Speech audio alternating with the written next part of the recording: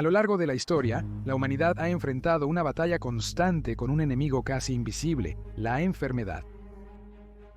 E incluso en el siglo XXI, se nos recuerda la letalidad de las enfermedades mientras el mundo sufre la pandemia de coronavirus 19. Pero las pandemias no son un fenómeno nuevo y han devastado sin piedad a las poblaciones durante milenios. Han destruido ciudades, países e imperios, han reconfigurado el desarrollo de sociedades y culturas. Por lo tanto, no es de extrañar que el sueño de muchos señores de la guerra o gobiernos haya sido utilizar la enfermedad como arma con la que destruir a los enemigos. Si se utiliza de manera efectiva, un virus armado podría devastar la población de un enemigo, alatar recursos, distribuir el progreso económico y, por supuesto, matar a las personas que lucharían en cualquier campaña militar con las propias fuerzas.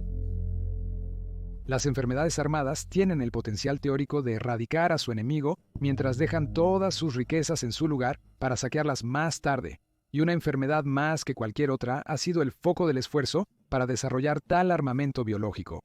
Peste bubónica. Entonces, ¿qué es la peste bubónica? La peste bubónica es uno de los 3 tipos de peste que afecta a los humanos. Los otros 2 son la peste neumónica, que ataca el sistema respiratorio, y la peste septicémica, que infecta la sangre. La peste bubónica es la más común de las 3 y es causada por una bacteria llamada Yersinia pestis, que crea bubones, ganglios linfáticos hinchados y dolorosos que se forman debajo de los brazos, en el cuello o en la ingle, y sin tratamiento inmediato, la bacteria puede propagarse a otras partes del cuerpo. El método de infección más común es una mordida de pulgas infectadas que viven en roedores como las ratas, y después de que las personas se infectan con ella, los síntomas generalmente se manifiestan dentro de los 6 días, haciendo que el desafortunado enfermo se sienta muy enfermo, débil, tenga fiebre, escalofríos y dolores de cabeza antes de que comiencen a formarse los bubones. Aun con tratamiento, la tasa de mortalidad de los enfermos ronda el 10%, sin embargo, sin tratamiento, esto puede llegar hasta el 90%. A lo largo de los siglos, hay ejemplos de esta brutal enfermedad que no solo mata a millones, sino que altera la dirección de la historia misma.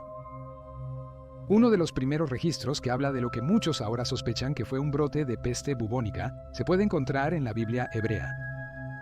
La historia en el 1 Samuel cuenta cómo los filisteos, después de capturar el arca del Señor de los israelitas, experimentaron un brote de tumores, que los hebreos llamaron despojos, y la aflicción los siguió mientras movían el arca de ciudad en ciudad. Los filisteos sospechaban que el arca era responsable de este desastre, ya que la enfermedad parecía ir a todas partes a donde iba, por lo que su líder decidió devolverla a los israelitas junto con una ofrenda de oro. En lugar de que el arca fuera la fuente del brote, es probable que las caravanas de filisteos llevaran la plaga en su lugar. En 1346, durante el asedio de Cafa en la actual Crimea, el imperio mongol bajo Genghis Khan utilizó los cuerpos de los guerreros mongoles que habían muerto de peste como armas biológicas, arreándolos hacia los campamentos enemigos. Siguió un brote de peste y las fuerzas defensoras se retiraron, seguidas por la conquista de la ciudad por los mongoles. Se ha especulado que esta operación pudo haber sido responsable de la llegada de la llamada peste negra a Europa, donde perecieron al menos 75 millones de personas. A medida que la tecnología floreció en la era industrial, también lo hizo la comprensión científica y médica, y esto llevó a algunos a especular que ahora podrían crear armas biológicas, incluyendo armas de peste. Este tipo de pensamiento era tal alrededor del amanecer del siglo XX que escritores como Jack London incluso escribieron varias novelas que vieron el uso de armas biológicas. Siniestramente, una de las historias de London, La invasión sin paralelo, vio la erradicación de la población china por las fuerzas occidentales utilizando armas biológicas. Sin embargo, durante la Primera Guerra Mundial, fueron las armas químicas las que tuvieron el mayor impacto en el campo de batalla, como el gas venenoso, pero también se utilizaron armas biológicas para sabotear las reservas de alimentos del enemigo, y esta práctica no se limitó a los campos de batalla de Europa. De hecho, agentes alemanes envenenaron el ganado estadounidense y canadiense con anthrax, como parte de los esfuerzos de Alemania para matar de hambre a sus enemigos. Tras la Primera Guerra Mundial, se prohibió el uso de armas biológicas y químicas en conflictos bélicos, pero no su desarrollo e investigación. Por lo tanto, varios países como Gran Bretaña, América, Francia, Alemania y, notablemente, Japón, continuaron desarrollando dichas armas. En el periodo de entreguerras, Japón se expandía y tomaba territorio chino. La captura de tierras en China y la subyugación de la población local, que los japoneses consideraban subhumanos, proporcionó a los científicos japoneses una serie de sujetos de prueba para realizar experimentos en el desarrollo de armas biológicas de destrucción masiva.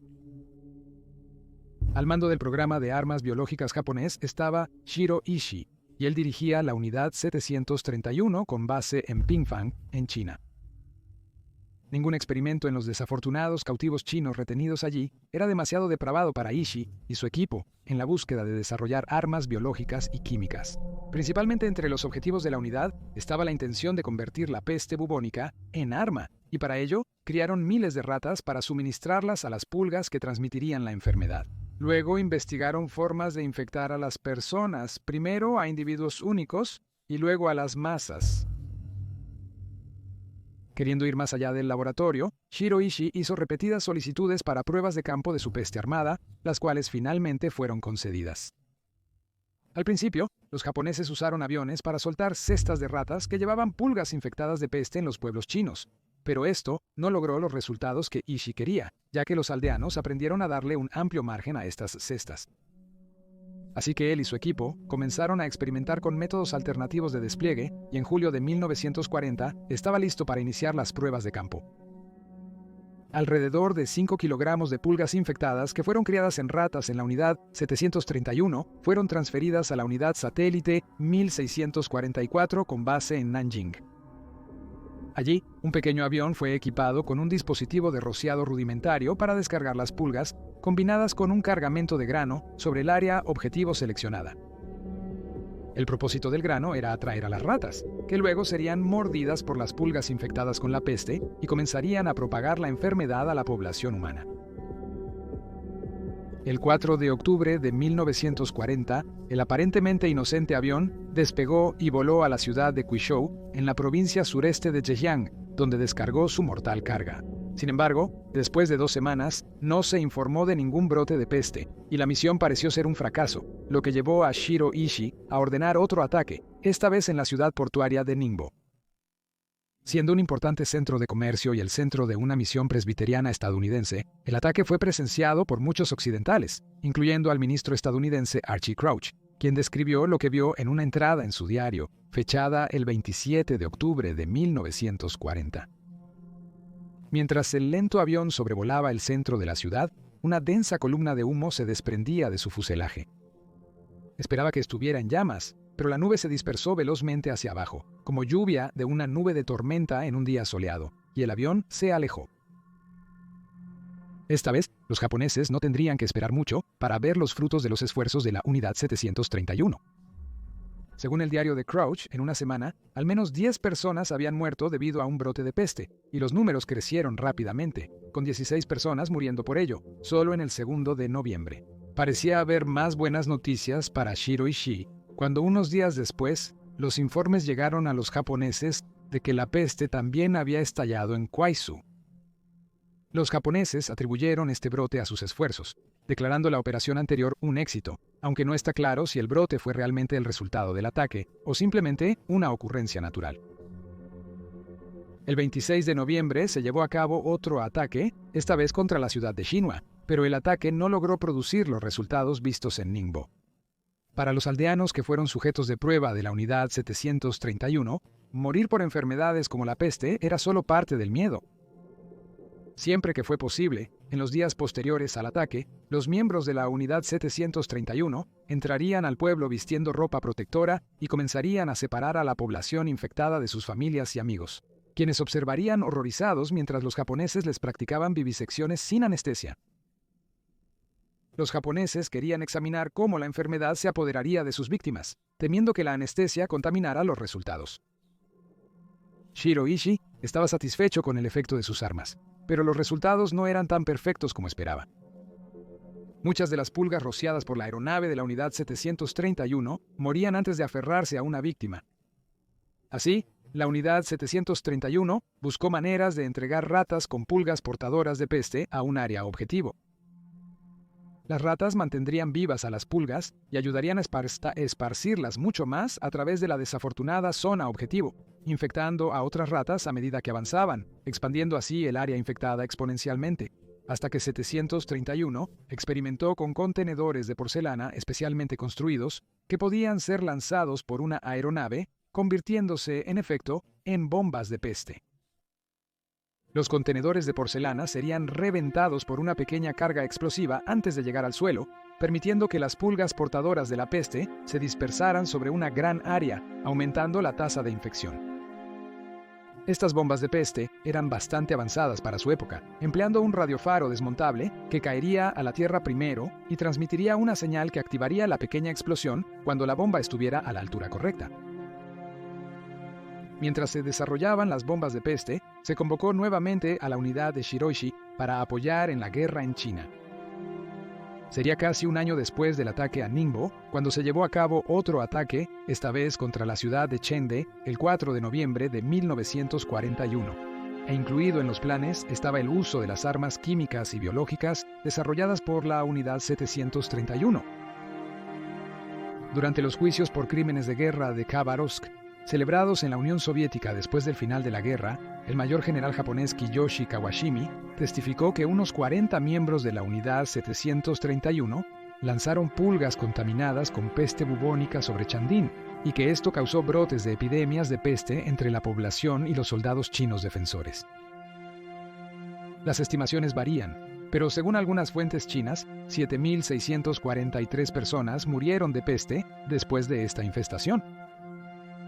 Sin embargo, el ataque también demostró los riesgos para los propios japoneses, ya que alrededor de 10.000 de sus soldados contrajeron la peste durante los combates, de los cuales se dice que 1.700 murieron. Otros soldados japoneses, como el médico del ejército japonés Yoshio Shinosuka, también admitieron haber ayudado a propagar la peste bubónica por la ciudad. El 7 de diciembre de 1941, los japoneses lanzaron un devastador ataque contra Estados Unidos, la base naval en Pearl Harbor, lo que provocó que los Estados Unidos declararan la guerra al Imperio de Japón. Japón se enfrentó a un nuevo enemigo poderoso y tecnológicamente avanzado. Al no capitalizar sus primeros éxitos bélicos, los japoneses comenzaron a ser empujados lentamente hacia sus islas natales. Esto impulsó a Shiroishi y a la Unidad 731 a comenzar a explorar formas con las que podrían atacar a los Estados Unidos continentales con sus armas biológicas, incluyendo sus bombas de peste. Se exploraron 3 métodos principales, todos fantásticos en su concepción. El primer plan era que los bombarderos japoneses lanzaran los globos sobre ciudades estadounidenses, ya que su fuerza de portaaviones había sido diezmada en Midway por los estadounidenses. Los japoneses tenían sus esperanzas puestas en el enorme Nakajima Jiten en Fugaku, que estaba en desarrollo. Este increíble bombardero de 6 motores fue diseñado para volar desde el continente japonés hacia el este, para atacar objetivos en el continente estadounidense antes de volar hacia la Francia ocupada por los nazis, aliado europeo de Japón, para rearmarse y repostar antes de llevar a cabo otro ataque en el viaje de regreso hacia el oeste. Sin embargo, no pudo ser, y el proyecto tuvo que ser desechado debido a una mezcla de problemas técnicos y a que Japón carecía de las materias primas estratégicas para apoyar tal empresa. Otra alternativa era unir las bombas de peste a globos que flotarían por el Pacífico hasta llegar a Estados Unidos.